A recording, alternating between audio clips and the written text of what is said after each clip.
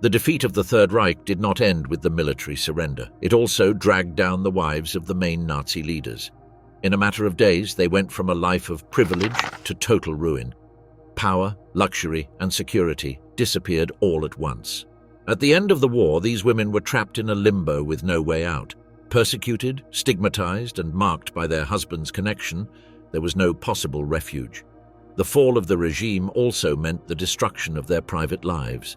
The fate that awaited them was as swift as it was inevitable. What happened in the last hours of those who had been at the top of power? How did their world collapse in a matter of days? Why was the end of the war also their end? The collapse of the Reich, the wives trapped in the Nazi twilight. In April of 1945, the Third Reich was entering its final phase of collapse. The Soviet troops had reached the outskirts of Berlin and were advancing to close the encirclement around the capital. The German military coordination was broken and the last defense attempts were being organized in a disordered manner. Artillery and aviation were turning entire neighborhoods into rubble, while public services had been completely interrupted and the civilian population was seeking refuge in basements and subway tunnels. The political collapse accompanied the military one. In different regions of the Reich, the destruction had reached similar levels. Hamburg, Dresden, and Munich showed the accumulated impact of the Allied bombings, while in the east the Red Army had triggered a massive population displacement. Millions of civilians, mostly women, the elderly, and children, undertook marches to the west in extreme conditions, enduring hunger, cold, and diseases during the winter and the first months of spring. In the midst of that collapse, a phenomenon occurred that attracted the attention of chroniclers and occupation authorities: collective suicides in different localities. The most cited episode happened in the city of Demmin, in Mecklenburg, Western Pomerania, where, between the 30th of April and the first days of May, hundreds of people chose to end their lives. Entire families threw themselves into the River Peene or used weapons, poisons, and other means. Similar events occurred in Neustrelitz and in sectors of Berlin, where the news of Hitler's death served as a trigger for new waves of self-inflicted deaths.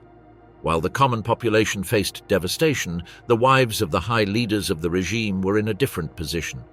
Their lives had unfolded in an environment of privileges granted by the National Socialist hierarchy, but with the defeat they were exposed to judicial persecution and the total loss of their status. In the last days of April, some were in the Chancellery bunker in Berlin, like Magda Goebbels, who remained with Joseph Goebbels and their children. Others had sought refuge in the Alpine region of Bavaria, in requisitioned properties or country houses, hoping that the United States forces would arrive before the Soviets.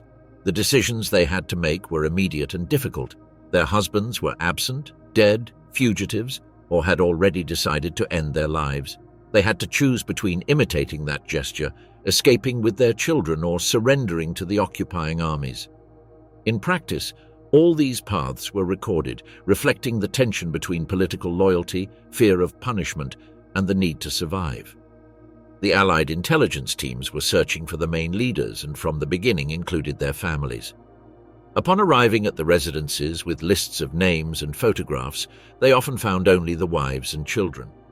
This happened with Emmy Goering, located in Austria before the capture of her husband, or with Margarete Himmler, detained in Italy with her daughter shortly after the death of Heinrich Himmler.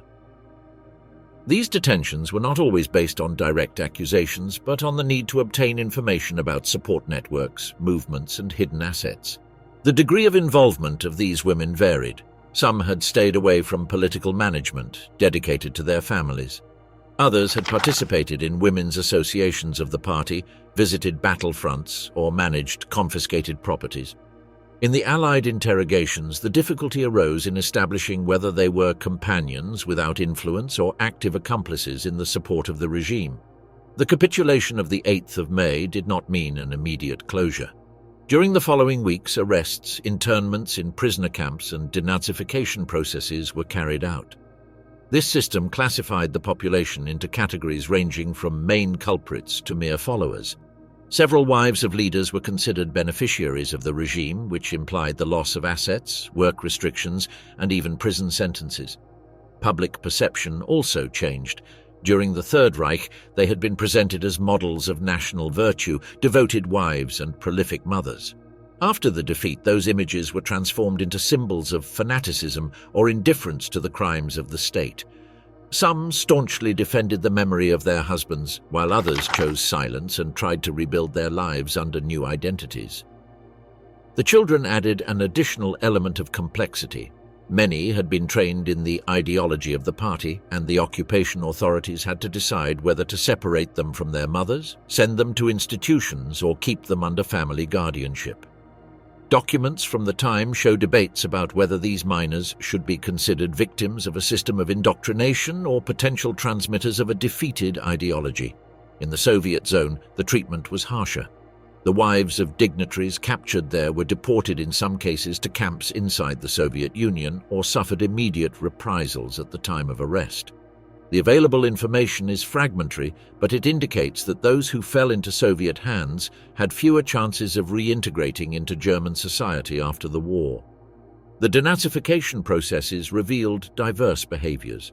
Some women had promoted the activity of the German Women's League or collaborated in organizations linked to the regime. Others claimed to be completely unaware of the crimes committed by their husbands, which generated disputes between investigators and courts. The collapse of the Third Reich left these wives in an indefinite space, without protection and with decisions that marked the rest of their lives. The end of the system that had elevated them socially turned them into figures monitored, interrogated, and classified by the victorious powers. Their choices during those days, stay, flee, commit suicide, surrender, illustrate a process in which Germany transitioned from totalitarian rule to a foreign occupation whose development was still in its early stages. The mother of sacrifice, Magda Goebbels, and the children in the bunker. Johanna Maria Magdalena Ritschl was born in Berlin at the beginning of the 20th century in a family marked by instability. Her father left the home when she was still a child, and her mother married Richard Friedlander, a man of Jewish origin whose presence remained a paradox in Magda's later life. Her childhood was marked by frequent relocations and domestic tensions that shaped an environment of constant instability. In the 1920s, she married industrialist Günther Quandt, a man older than her, owner of companies that produced batteries and weaponry. The marriage allowed her to access a high economic level and a consolidated social position in the German capital. From that union, her son Harold was born. The relationship lasted 8 years and ended in divorce in 1929, leaving Magda with significant financial resources and a firm place in Berlin social circles. That same year, he came into contact with the National Socialist Party. He attended rallies where he listened to Adolf Hitler and Joseph Goebbels. The latter, who had a doctorate in literature and an increasingly prominent role in the organization, impressed her with his oratory. The attraction was mutual. Goebbels saw in Magda the feminine figure that would reinforce his political position due to her elegance, affluent background, and willingness to align with the movement. In December of 1931, they married in a ceremony where Hitler acted as a witness, reinforcing the couple's bond with the leadership corps. Since then, the image of Magda was integrated into the propaganda of the regime as a model of Aryan woman. She was presented as educated, refined, mother of numerous children and loyal wife. Between 1932 and 1940, she had 6 children with Goebbels, all with names starting with the letter H in reference to Hitler. The family was recurrently used in posters, photographs, and newsreels, with the objective of embodying the values that the regime proclaimed as ideals. In practice, Magda assumed an unofficial role as First Lady of the Reich. Eva Braun remained in the background by Hitler's decision, who sought to maintain the image of a single leader. In contrast, Magda appeared at public events, openings, and state ceremonies, frequently accompanied by her children, which reinforced the official narrative.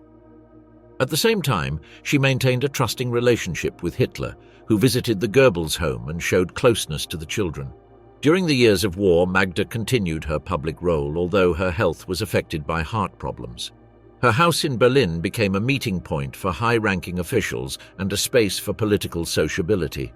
In those meetings, strategies were discussed, dinners were held, and bonds were strengthened between leaders, consolidating the Goebbels family as a center of influence within the Nazi elite. The German defeat in the spring of 1945 marked a decisive change. While many wives of high-ranking officials were attempting to flee south or west, Magda chose to move with her 6 children to the bunker under the Reich Chancellery, where Hitler, Eva Braun, Martin Bormann, officers and service personnel were concentrated. In that cramped space with precarious ventilation, water and food conditions, the children played in narrow corridors while outside the Soviet artillery advanced. On the 30th of April, Hitler and Eva Braun committed suicide in their private rooms. The news confirmed that the Reich was coming to an end. Despite the possibility of attempting an escape, Joseph and Magda Goebbels decided to remain in Berlin. In conversations with acquaintances, Magda expressed that she did not envision a future for her children in a defeated and occupied Germany. That conviction was reflected in letters he left written, addressed among others to his son Harold, a prisoner of war at that time. In those documents, he indicated that he did not want his children to grow up in a world without National Socialism. The decision to end the children's lives was carried out on the 1st of May with the collaboration of the doctor Ludwig Stumpfegger. The procedure consisted of administering morphine to induce sleep and then inserting cyanide capsules into each child's mouth. All 6 died in their room inside the bunker. Some witnesses indicated that Helga, the oldest daughter, might have shown resistance, although the details vary according to the accounts collected after the war.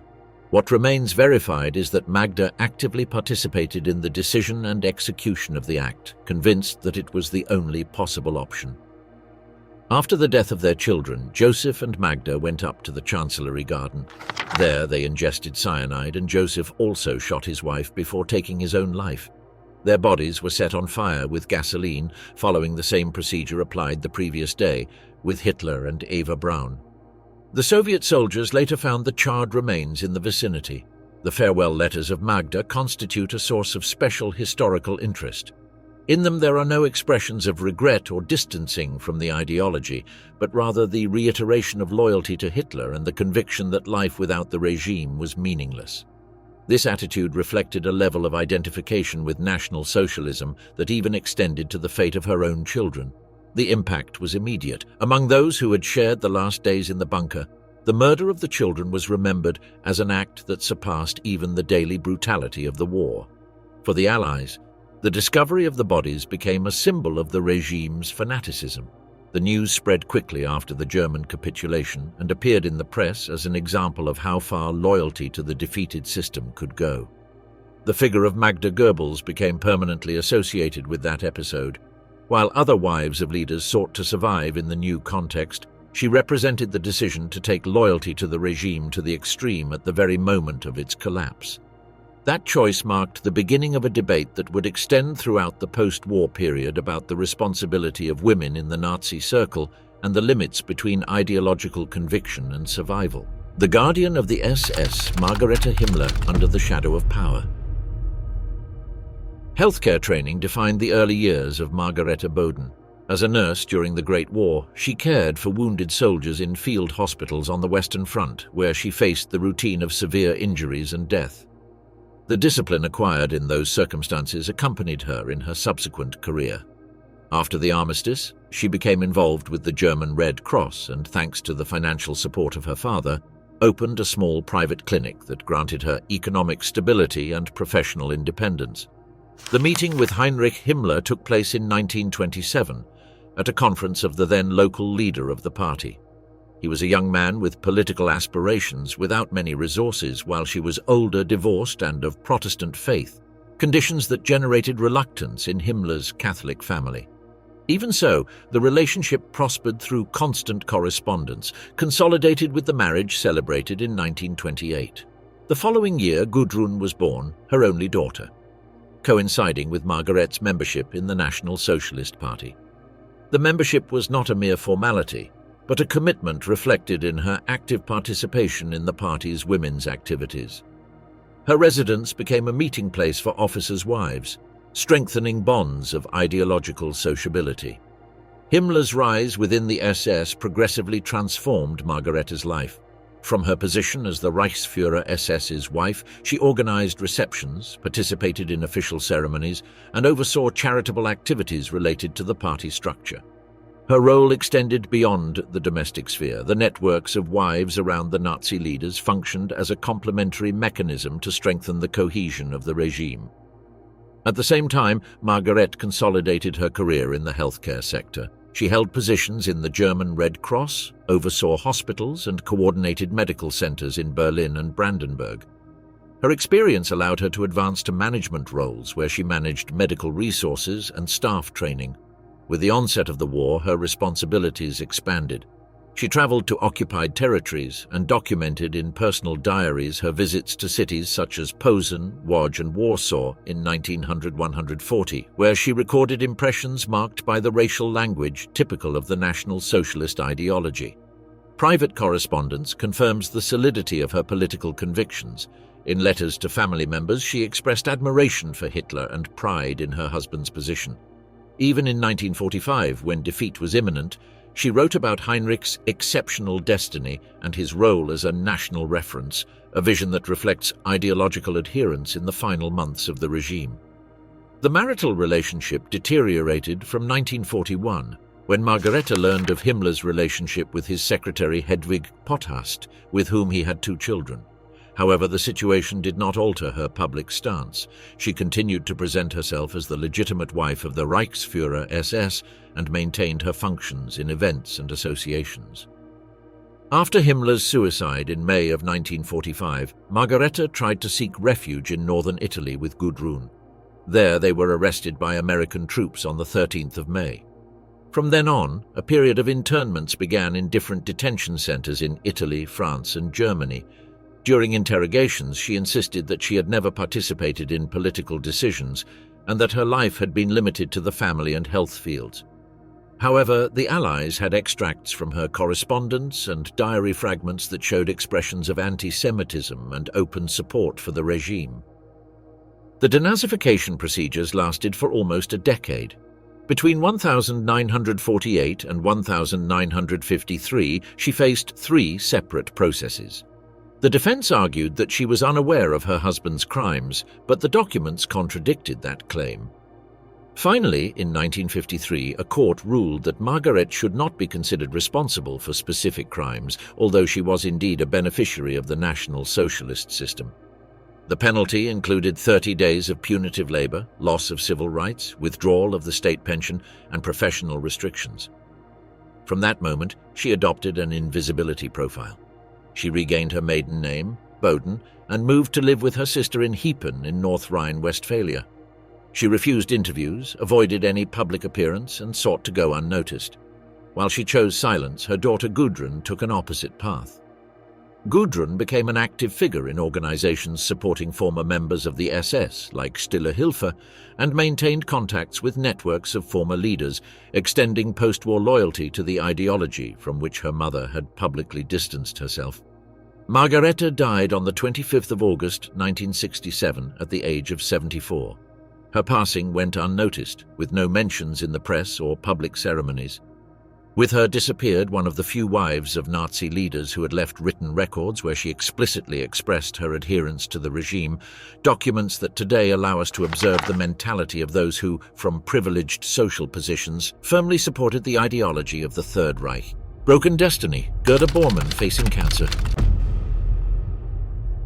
Gerda Buch's political formation was marked from childhood by the family environment in which she grew up.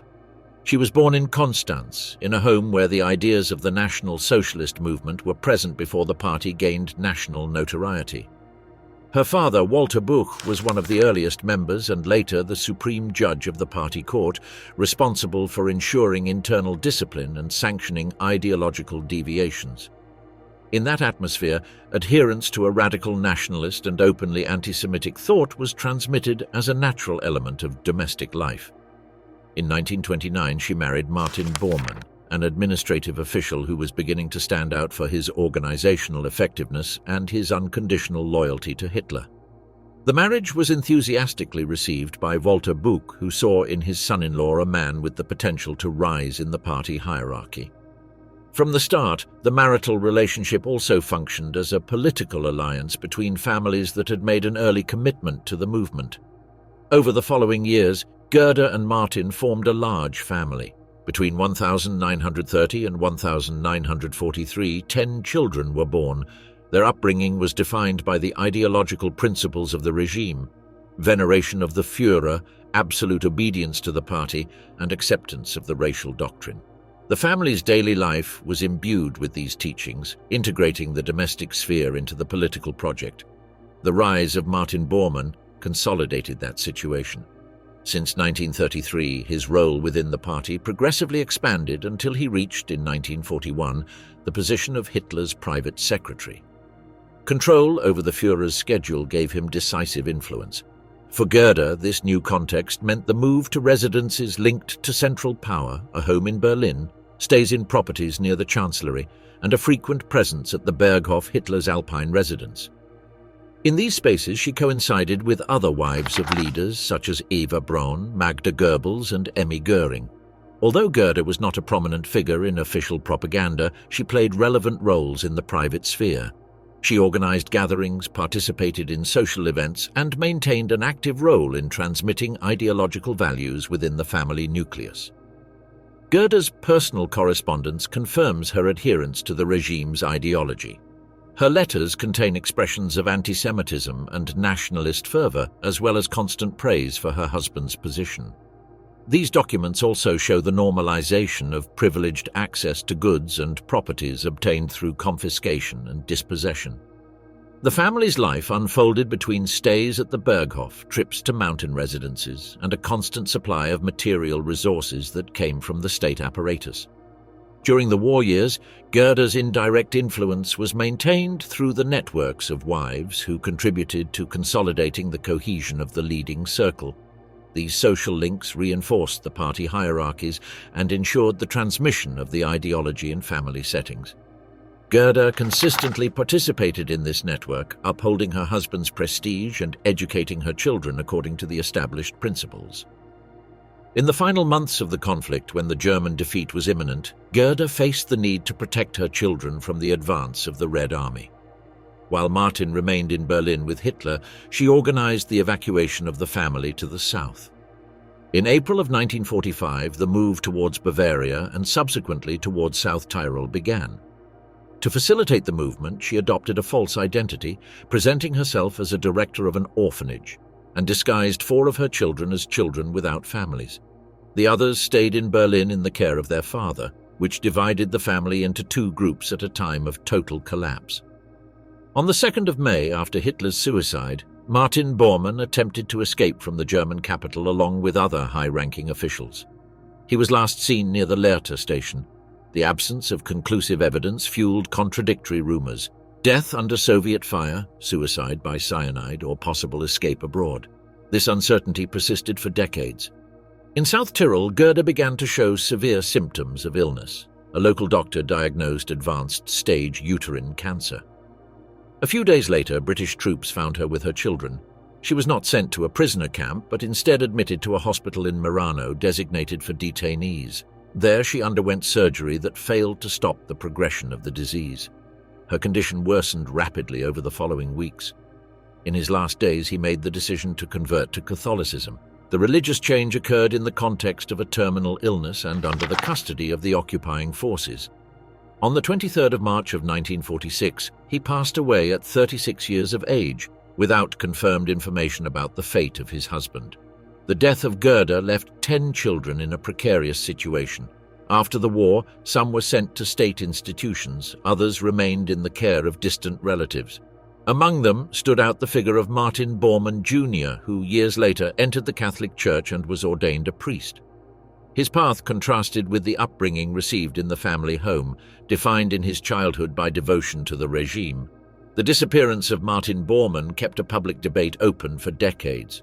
In 1972, human remains were found in Berlin near the Lehrte station, and in 1998 it was confirmed through DNA tests that they belonged to the leader. By then, Gerda had been dead for more than half a century. Her last months had passed amid uncertainty about her husband, the responsibility of supporting a large family, and the progression of an irreversible illness. The Spandau myth, Ilse Hess in Impossible Defense. The last prisoner of Spandau spent the years in a routine marked by constant vigilance and the solitude of a cell. Rudolf Hess remained imprisoned for more than 4 decades until his death in 1987. and during that time the figure of Ilse Hess became an inseparable element of his memory.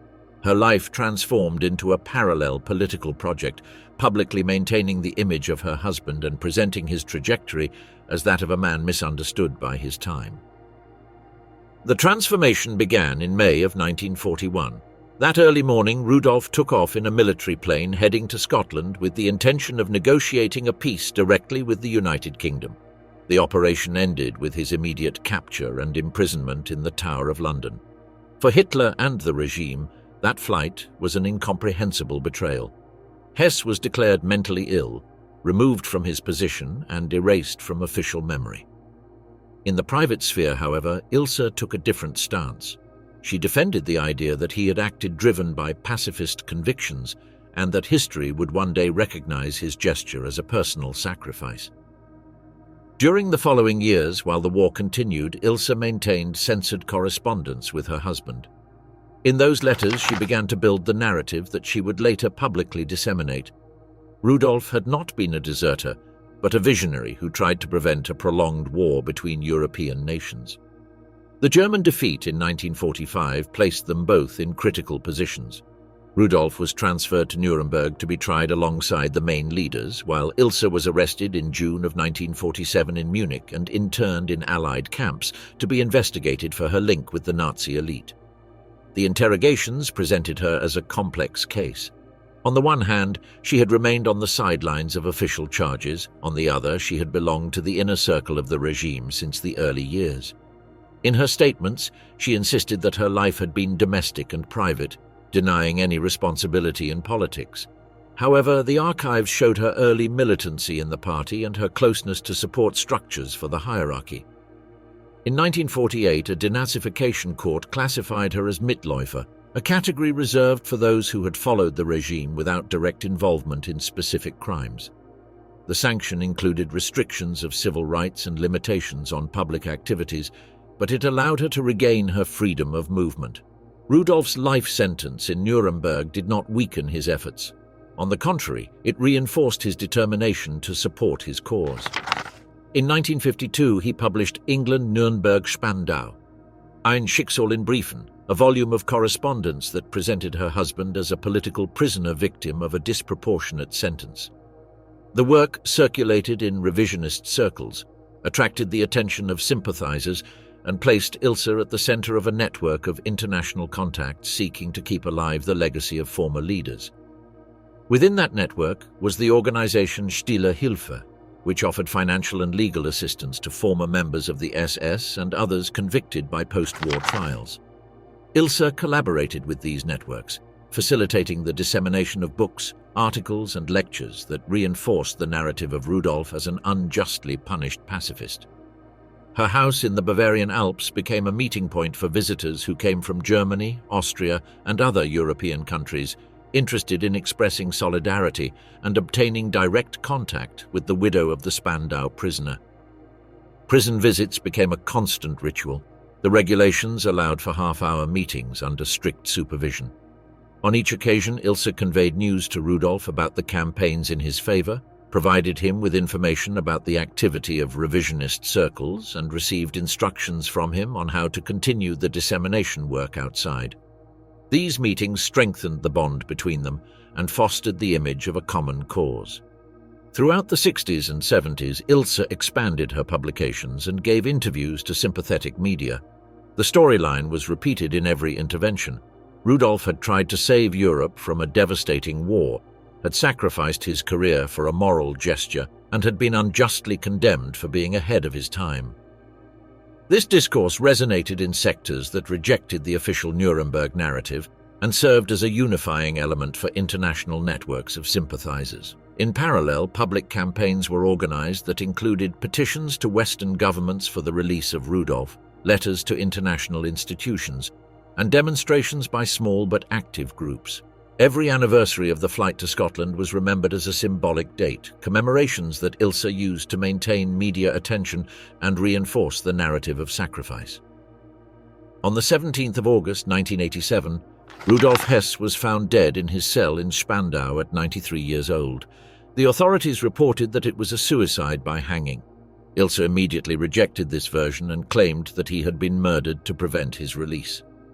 The official explanation did not stop the circulation of rumors and alternative theories.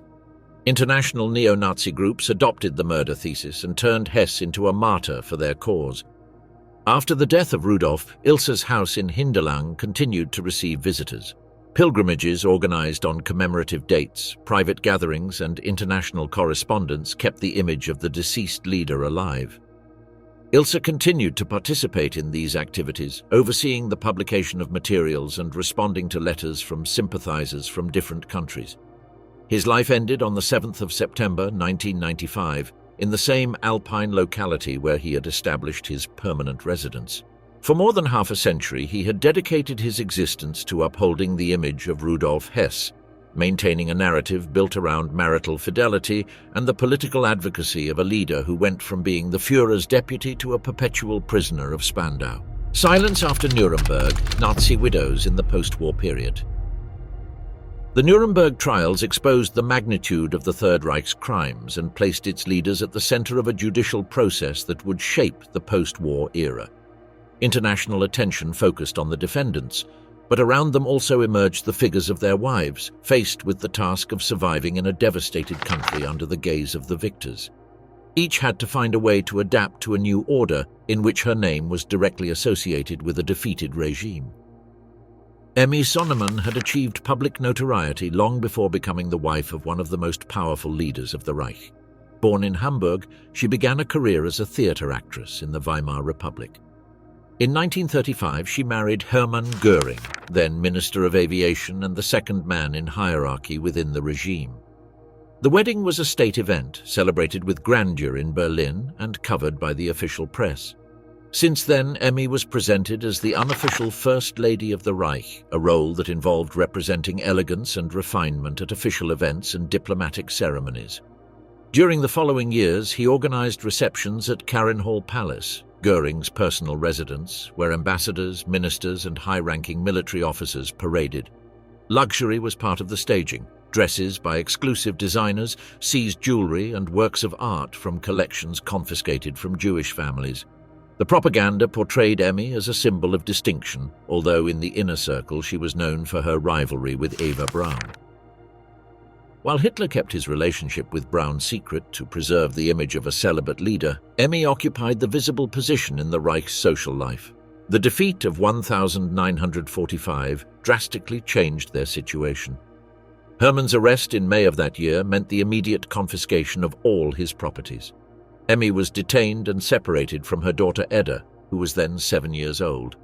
During the denazification process, she received a sentence of 1 year in prison, the confiscation of 30% of her remaining assets, and a ban on working as an actress for 5 years. These measures destroyed her artistic career and forced her into a life of economic hardship. Upon leaving prison in 1948, he found a country in ruins and a hostile environment. Hermann had committed suicide in Nuremberg by ingesting cyanide a few hours before his execution, which turned the family into a symbol of national shame. Emmy settled in a modest apartment in Munich and tried to make a living with odd jobs. She attempted to publish her memoirs, but faced editorial rejection. Her former contacts in the entertainment world distanced themselves, and her life became a series of discreet gestures. In the 1950s, she was barely mentioned in the press, and those who remembered her did so in relation to her husband's excesses. She spent her last years in marginalization, passing away in 1973 in Munich. The trajectory of Lena Heydrich had a very different development. Her husband, Reinhard Heydrich, had died in June of 1942 in Prague after an attack organized by the Czechoslovak resistance. The regime then presented her as a heroic widow. She received special pensions, official tributes, and the promise of a secured future for her 4 children. That position disappeared in 1945. With the collapse of the Reich, Lena fled north to Germany and returned to her native island of Fehmarn. There she was arrested and interrogated by the Allies, interested in learning details about Reinhard's life and his involvement in the planning of the Holocaust. Although her connection to one of the main perpetrators of the genocide made her an object of suspicion, there was no evidence linking her to policy decisions or the administration of camps. She was classified as a fellow traveller in the denazification process and was released.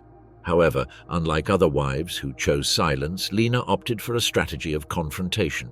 She systematically denied the crimes attributed to her husband and maintained that he had been a loyal official who had served Germany with honour. During the 1950s, she undertook a series of legal battles to maintain the widow's pension. She argued that Reinhard had died as a public official in the line of duty. In 1956, a court recognized her claim, and in 1959 the right to receive the pension was confirmed, which assured her economic stability in the post-war period. These court rulings were controversial but set a precedent in the treatment of widows of high-ranking officials. Lina used that material basis to defend her husband's memory in public. In 1976, she published Leben Emeit, einem Kriegsverbrecher, a memoir in which she portrayed him as a victim of enemy propaganda. The work circulated in revisionist circles and attracted the attention of those who questioned the official version of the Holocaust. She established a guest house in Fehmarn, where she received German and foreign visitors interested in her account. She corresponded with sympathizers and gave interviews to lesser-known media. For decades, she firmly upheld her story, and until her death in 2009, she maintained the conviction that Reinhard had been a misunderstood patriot. Elisabeth Speer followed a different path. Married to Albert Speer since the 1920s, her life unfolded in the shadow of a husband who went from being Hitler's personal architect to Minister of Armaments and War Production. During the regime, she devoted herself to the education of her children and domestic management, staying away from official propaganda. After Albert's capture in 1945, she was briefly detained and interrogated. She stated that she was unaware of her husband's professional and political activities, and that version seemed plausible to the investigators. She was released without serious charges and classified as a follower without criminal responsibility. Albert's trial in Nuremberg introduced a notable difference. He accepted moral responsibility for the crimes of the regime, expressed public remorse, and distanced himself from the defendants who maintained denialist positions. This attitude allowed him to avoid the death penalty and instead receive a sentence of 20 years of imprisonment. During that period, Elisabeth quietly took on the task of supporting the family. She avoided interviews, rejected any public appearances, and focused on the education of their 6 children. In 1966, Albert regained his freedom. He immediately began writing memoirs and giving interviews. His first book, Erinnerungen, was published in 1969 and became an international success, projecting the image of a repentant leader. Elizabeth maintained her strategy of invisibility. She did not participate in the promotion of the books, avoided public events, and refused to be photographed. Her presence was limited to the private sphere, even as her husband became one of the most recognized voices about the Nazi past in post-war Germany. In the following years, Albert published more works and traveled abroad for conferences, but Elizabeth remained in the background. Her decision not to speak publicly continued until the end of her life in 1984. Absolute discretion was her way of navigating the post-war period, in contrast to the open confrontation of Lina Heydrich and the social downfall of Emmy Goering. The Braun sisters, from the inner circle to the Reich's suicide. In the early morning of the 29th of April of 1945, when the Red Army was already fighting in the streets of Berlin and the artillery was continuously striking the city center, Eva Braun entered into a civil marriage with Adolf Hitler inside the Führerbunker. The ceremony was held in a small room with Joseph Goebbels and Martin Bormann as witnesses. Outside, the German capital was burning under the bombings. Inside, a relationship that for more than 1 decade had remained in the shadow of propaganda was being formalized. The next day, the 30th of April, both were dead. Hitler shot himself in the temple after ingesting cyanide, while Eva chose only the poison. The bodies were taken to the Chancellery Garden, sprayed with gasoline and partially incinerated by members of the Guard. Thus ended the life of the woman who had been the silent companion of the dictator, publicly recognized only in the last hours of the regime. The first contact between Eva Braun and Hitler occurred in 1929 at Heinrich Hoffmann's photographic studio in Munich. She was working as an assistant and was 17 years old when she met the leader of the party. From then on, she became a constant presence in his personal environment, although invisible to public opinion. Hitler had decided to project the image of a celibate leader, dedicated exclusively to the national cause, and this political fiction forced Eva to always remain in the background. During the 1930s, while the Nazi Party consolidated power and the Third Reich expanded its control over German society, Eva lived in a permanent contradiction. On one hand, she enjoyed material privileges, apartments in Munich, luxury cars, expensive clothes, access to scarce products, and frequent stays at the Berghof, Hitler's Alpine residence. On the other, she lacked official recognition and could not appear in state photographs or accompany Hitler at public events. Invisibility was part of the tacit pact of the relationship. That situation of marginalization caused episodes of desperation that were recorded in her environment.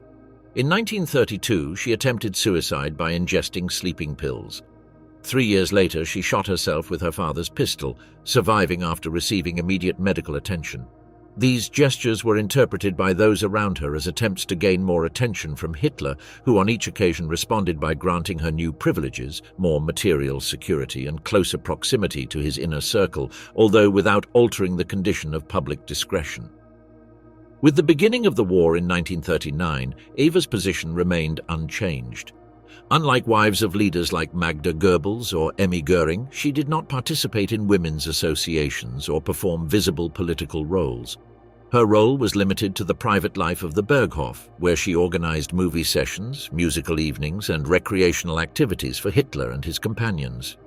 Her world was artificial and isolated, completely disconnected from the reality of a conflict that was devastating Europe. The letters and diaries of Eva, found after the war, confirm her scant political interest. They predominantly contain references to fashion, cinema, sports, and the small details of domestic life. This superficial perspective contrasted with the brutality of the regime, but it was consistent with the deliberate marginalization that Hitler imposed on her role. She herself seemed to accept this subordinate position, convinced that her identity was inseparably linked to the fate of the Führer. In April of 1945, when the Soviet siege on Berlin was already irreversible, Eva made a decision that set her apart from other wives of Nazi leaders. Instead of fleeing to the south of Germany or trying to save herself in areas controlled by the Western Allies, she chose to voluntarily move to the Führerbunker. She knew that staying there almost certainly meant death, but she chose to accompany Hitler in his last days. The witnesses described the bunker as a space filled with tension, with narrow corridors, unventilated rooms, and the constant noise of explosions outside.